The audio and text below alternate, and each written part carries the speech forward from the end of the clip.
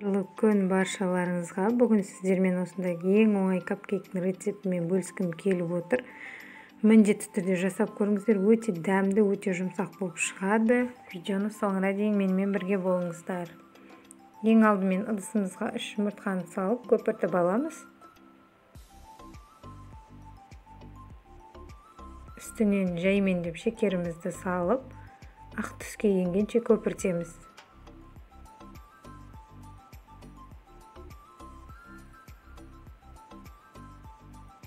Енді үстінен пісте майымызды, қаймағымызды салып, бір келкі маса болғанша араластырып аламыз.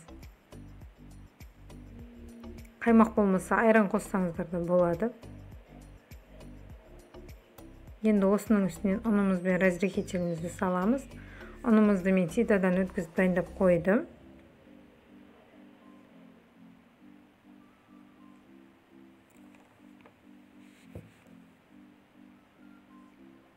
Массамыз дайын. Енді осыларды капкейктің ыдысына құйып шығамыз.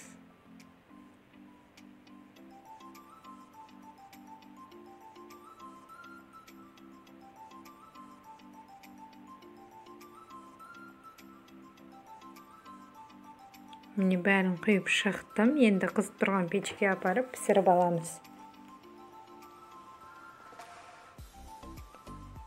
Біздің капкейктер пісті, жұмсақ. Енді кремін дайындаймыз. Ыдысымызға творожный сырды салып, миксерлеп аламыз. Үстінен жаймендеп шекер салып тұрамыз.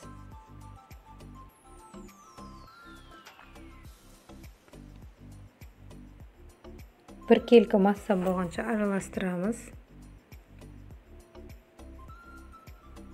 Енді осының үстінен сливкемізді құйып, қатты скоростьта айналдырамыз.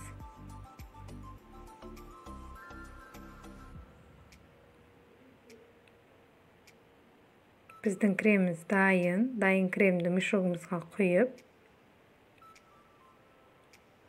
капкейктеріміздің бетінен гүл салып шығамыз.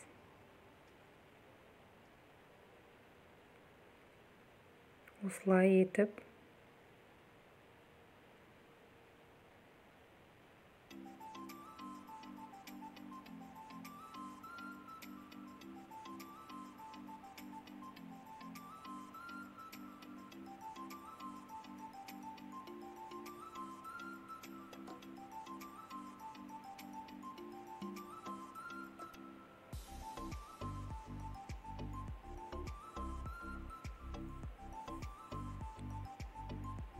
міне осындай нәзік крем дайын болды бізде.